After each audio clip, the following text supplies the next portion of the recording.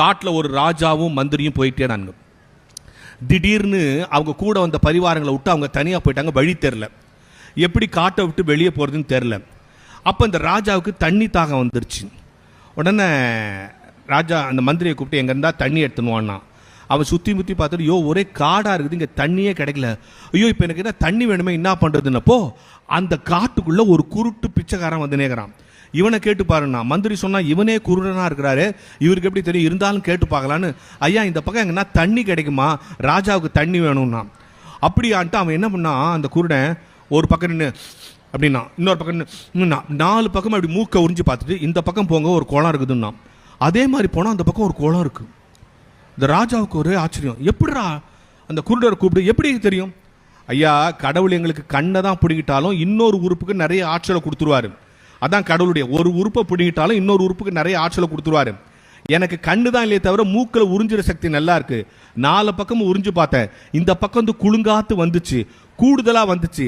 அதனால இந்த பக்கம் குளம் இருக்கும்னு நினைச்சேன், சொன்ன குளம் இருந்துச்சு. நான் ஆஹா அருமையான அறிவாளி, இவனுக்கு ஒருவேளை பிச்சை சோறு போடுன்னா ராஜா. உடனே அரண்மனை தான் அவனுக்கு பிச்சை சோறு போட்டான். அரண்மனைக்கு போயிட்டான்.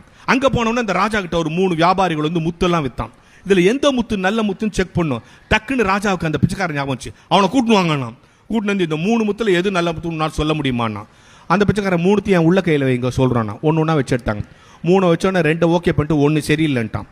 ஏன்னா இது நடுவில் ஏதோ ஒரு கோடு மாதிரி போகுது, இது சரியில்லைண்ணா. கரெக்டாக செக் பண்ணி பார்த்தா ஒரு கோடு மாதிரி போகுது.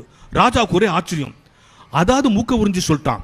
இது எப்படியா சொன்னா, இல்லைங்க நல்ல முத்தை வச்சா அந்த சூரிய ஒளி கையில் படணும், இந்த ஒரு முத்தில் மட்டும் கையில் ஏதோ தடுத்துச்சு, அப்போ நடுவில் ஏதோ டிஸ்டர்பன்ஸ் இருக்குன்னு நினச்சி சொல்லிட்டான்.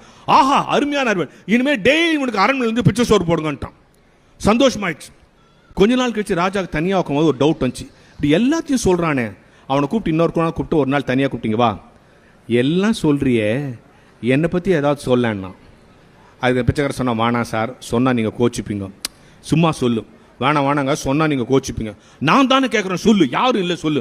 சொன்னால் கோச்சிப்பீங்க சொல்லு. அப்புறம் கோச்சிக்கூடாது, கோச்சிக்க மாட்டேன் சொல்லு. நீங்கள் ஒரு ராஜாவே இல்லை, நீங்களும் ஒரு பிச்சைக்காரன் தானா? என்னது என்ன பார்த்து பிச்சைக்காரனியா பார்த்தீங்களா, கோச்சிக்கிறீங்க பார்த்தீங்களா, நான் அதுக்கு தானே சொல்ல மாட்டேன்.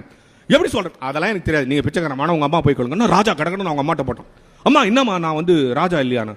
அவங்க அம்மா, ஆமாண்டா வெளியே சொல்லாதரா, எனக்கு பொம்பளை பிள்ளையாக பிறந்துருந்து உங்கள் அப்பா ரொம்ப திட்டினார்னு நீ எனக்கு பிரசவம் ஆகும்போது பொம்பளை பிள்ளை அங்கே ஒரு பிச்சைக்காரனுக்கு கொடுத்துட்டு அதுக்கிட்ட இருந்து ஆம்பளை பிள்ளை எடுத்துன்னு வந்தேன். அதுதான்டா நீ இங்கே அரசால வேண்டியது எங்கேயோ பிச்சை எடுத்துனுக்குது, நீ எங்கேயோ பிச்சை எடுக்க வேண்டிய நீ ராஜாவாக இருக்கிறான்னா. இந்த ராஜாவுக்கு ஒரே ஆச்சரியம். என்ன ஆச்சரியம்னா, இந்த உண்மை இன்னைக்கு தான் நமக்கு தெரியும். நம்ம அம்மா நம்மகிட்ட சொல்லுது, இந்த பிச்சைக்காரனுக்கு எப்படி தெரியும், நேரம் வந்தான். டே அதெல்லாம் இருக்கட்டும், நான் பிச்சைக்காரன் பையன் தானே எங்கள் அம்மா கன்ஃபார்ம் பண்ணிட்டாங்க, அது எப்படி நீ கண்டுபிடிச்சான்னா. அதுக்கு அவன் சொன்னான், உன்னை முதல்ல காட்டில் பார்த்தேன், அப்பயே கன்ஃபார்ம் பண்ணிட்டேன் நீ பிச்சைக்காரன் பையன் தான்.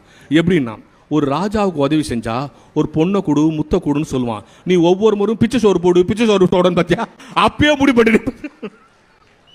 இப்போ நம்ம எப்படி இருக்கிறோமோ அப்படிதான் நம்ம பிள்ளைங்களை படிங்கன்னு சொல்றதுக்கு முன்னால தயவு செய்து அவர்களுக்கு முன்னால் நீங்கள் படியுங்கள். அவர்களுக்கு முன்னால் நீங்கள் செல்போன் வைத்திருந்தால் அவர்களும் செல்போன் தான் வைத்திருப்பார்கள். அவர்களுக்கு முன்னால் படிப்பது போல நீங்க நடிக்கவாது செய்யுங்கள். நம்ம அப்பா படிக்கிறான், நம்ம அம்மா படிக்கிறான், நம்ம படிக்க ஆரம்பிப்போம்.